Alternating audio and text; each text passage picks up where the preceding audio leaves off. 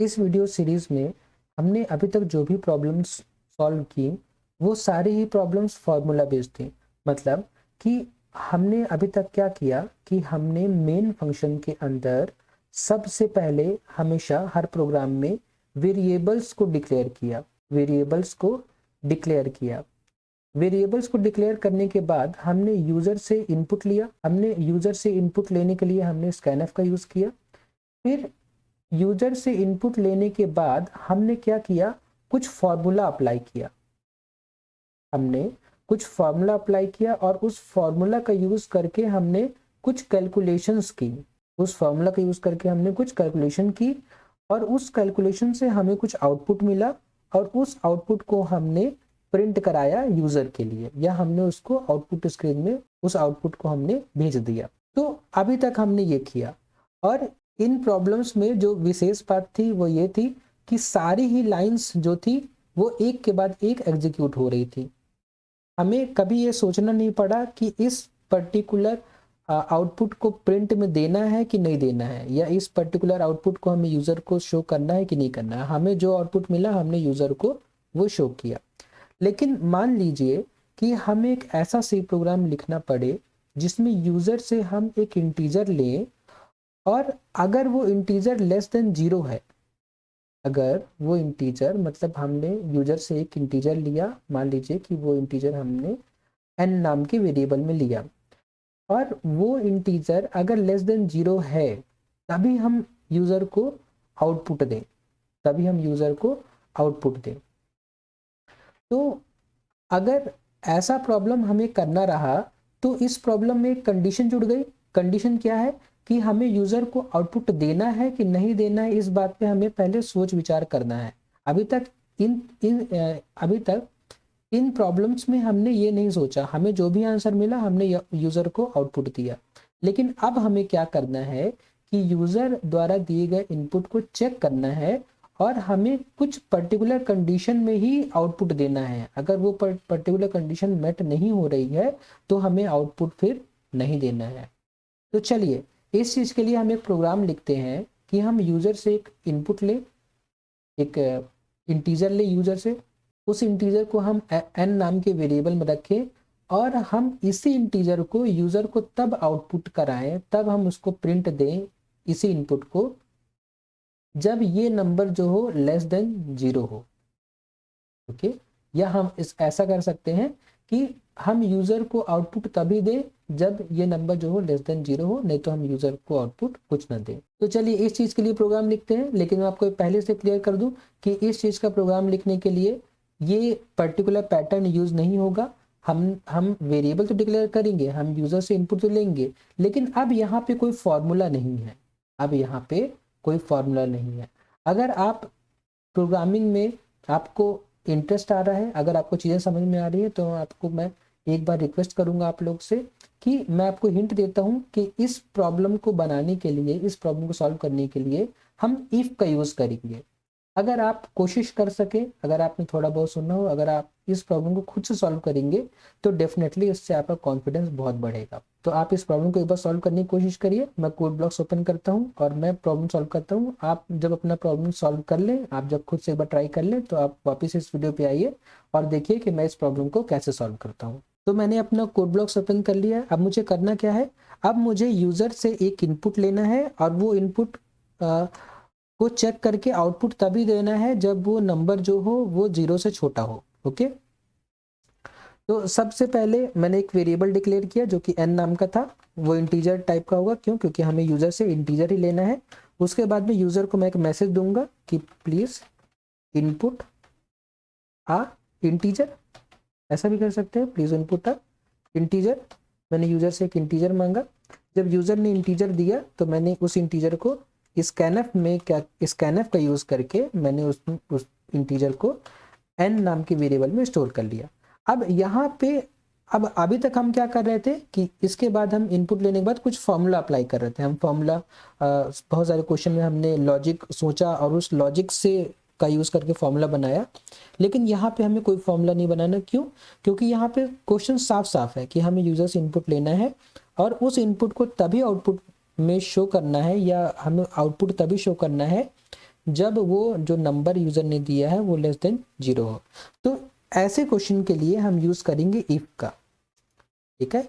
If को हम branching statement भी कहते हैं, डिसीजन मेकिंग स्टेटमेंट भी कहते हैं, कंट्रोल स्टेटमेंट भी कहते हैं, क्योंकि ये प्रॉब्लम के फ्लो को कंट्रोल करता है, ये ब्रांच बनाता है प्रोग्राम में, और डिसीजन ये लेता है, ठीक है। डिसीजन क्या लेना है कि अगर n जो है वो 0 से छोटा है तो हमें कुछ करना है, नहीं तो हमें कुछ नहीं करना है, ठीक है। तो मैंने क्या लिखा, देखिए इस इफ ब्लॉक को ध्यान समझिए कि जब भी हम इफ स्टेटमेंट लिखेंगे तो इफ लिखने के तुरंत बाद हम ब्रैकेट लगा के जो भी कंडीशन होगी हम वो कंडीशन लिखेंगे। बिना कंडीशन के इफ स्टेटमेंट नहीं होता। आप जब भी इफ स्टेटमेंट लिखेंगे तो उसके बाद कोई कंडीशन लिखेंगे। जब ये कंडीशन सही होगी तो ये जो ब्रैकेट लगा दिया है मैंने इफ के बाद, इसके अंदर जो भी आप बोलेंगे वो प्रोग्राम करेगा। और अगर ये कंडीशन सही नहीं होती, कंडीशन फॉल्स हो जाती है, गलत हो जाती है, तो जो भी इस ब्रैकेट के अंदर लिखा है वो एग्जीक्यूट नहीं होगा।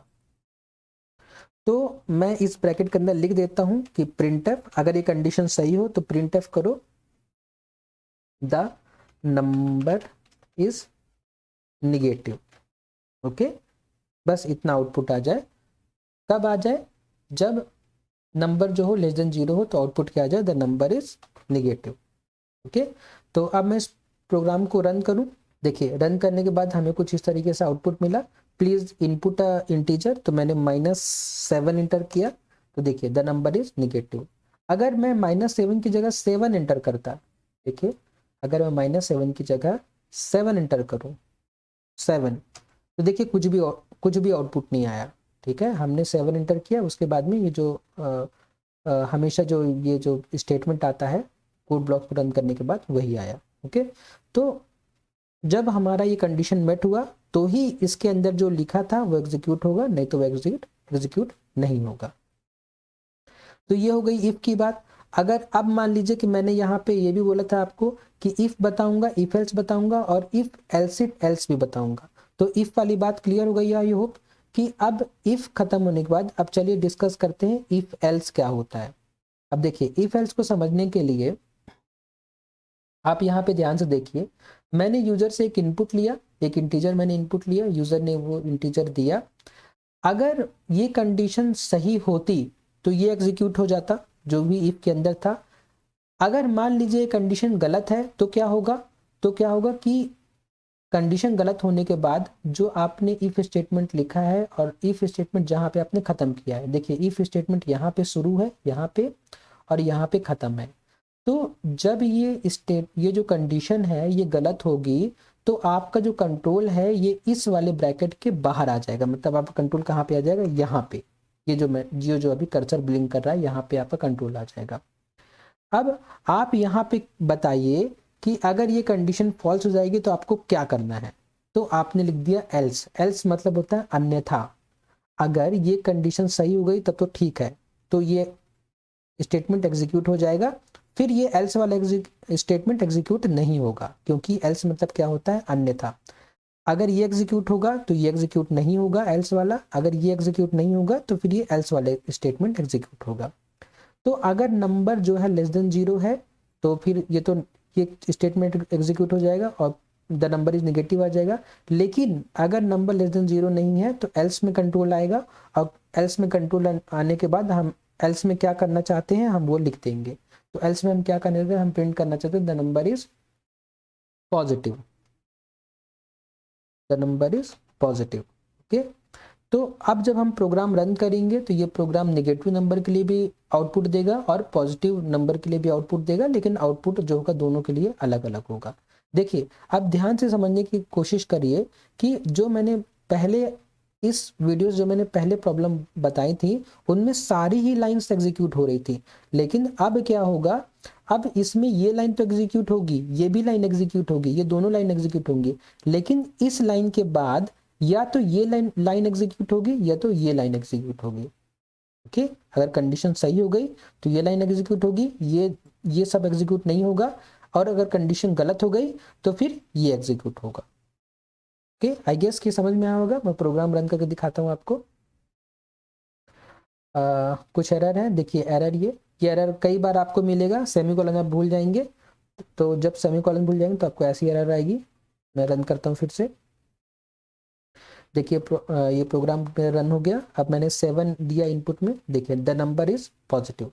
अब यहाँ पे आप ध्यान दीजिए कि जब प्रोग्राम मेरा एग्जीक्यूट हुआ तो सबसे पहले वेरिएबल डिक्लेयर हुआ, प्लीज इनपुट इंटीजर, तो वो मैसेज आया, मैंने इंटीजर इनपुट किया तो n में 7 चला गया। 7 जो है यहाँ पे कंपेयर हुआ तो 7 इज लेस देन 0, तो ये कंडीशन सही है क्या? 7 0 से छोटा होता है, तो ये कंडीशन तो गलत है। ये कंडीशन गलत है तो ये वाला इफ के अंदर हमारा कंट्रोल नहीं जाएगा, हमारा कंट्रोल कहाँ जाएगा? एल्स में जाएगा। और एल्स में जाके जो भी एल्स बोलेगा करने के लिए वो हमारा प्रोग्राम करेगा। तो एल्स ने क्या बोला कि द नंबर इज पॉजिटिव को प्रिंट कर दो, तो द नंबर इज पॉजिटिव हमारा आंसर आ गया। ठीक है। अब देखिए इसमें एक चीज और बच गई। अब ये तो हो गया आपका पॉजिटिव और निगेटिव नंबर के लिए, लेकिन नंबर 0 भी तो हो सकता है। अगर यूजर ने जो नंबर है वो 0 इंटर कर दिया तो 0 जब यहाँ पे चेक होगा, यहाँ पे जब कंडीशन अपन चेक करेंगे तो 0 इज लेस देन 0, 0 जो है 0 से छोटा है, तो ये कंडीशन तो फॉल्स है क्योंकि 0 0 से छोटा है नहीं, 0 0 से बराबर है। तो कंट्रोल कहाँ जाएगा? एल्स में जाएगा, और एल्स में जाके क्या प्रिंट करेगा? The number is positive. तो ये तो गलत है। हमें आउटपुट क्या आना चाहिए? अगर n इक्वल टू 0 हो जाए तो हमें आउटपुट आना चाहिए कि द नंबर इज 0, लेकिन यहाँ पे आ जाएगा द नंबर इज पॉजिटिव। एक बार रन करके दिखा देता हूँ मैं आपको। देखिए मैंने रन किया। अब मैं यहाँ पे जो नंबर है वो 0 देता हूँ तो आउटपुट क्या आ गया? The number is positive. जबकि आना क्या चाहिए था? आउटपुट आना चाहिए था द नंबर इज 0, लेकिन आ क्या गया? The number is positive. तो अब इसके लिए मैं क्या करूँगा? कुछ चेंजेस करूँगा प्रोग्राम में। देखिए अब इफ के बाद मैं यहाँ पे लगा सकता हूँ एल्स इफ। अगर हमें ऐसा कभी कंडीशन आए कि हमें मल्टीपल कंडीशन चेक करनी है, ऐसा कभी क्वेश्चन हमें मिले जिसमें मल्टीपल कंडीशन चेक करनी हो, तो हम इफ के बाद एल्स इफ फिर लगा सकते हैं। तो मैं यहाँ पे लिख दूंगा else if n is greater than 0, तो प्रिंट क्या करें? The number is positive. और उसके बाद हम आखिरी में एल्स लगा देंगे और यहाँ पे क्या बोल देंगे? प्रिंट करो। यहाँ पे हम बोल देंगे प्रिंट करो, क्या प्रिंट करो? The number is 0, number is 0। Okay, positive की स्पेलिंग गलत थी, मैं इसको सही कर देता हूँ। ओके, अब ये प्रोग्राम अब सही है। देखिए अब जब मैंने ये प्रोग्राम आपको दिखाया तो सबसे पहले मैंने इफ का यूज दिखाया आपको, फिर मैंने इफ और एल्स से बताया इस प्रोग्राम को। अब और फिर इसी प्रोग्राम में मैंने चेंजेस करके आपको इफ और एल्स बता दिया। अब इसको हम रन करेंगे तो ये सारे ही केसेस के लिए एकदम परफेक्ट रन करेगा। अगर आप अब इस प्रोग्राम को 0 देंगे इनपुट में तो ये आउटपुट आएगा द नंबर इज 0। ओके, तो आई गेस कि आपको ये सी प्रोग्राम काफ़ी अच्छे समझ में आया होगा। और सबसे बड़ी बात कि आपको इफ एल्स का जो यूज़ है वो समझ में आया होगा कि हम कब और क्यों यूज़ करते हैं।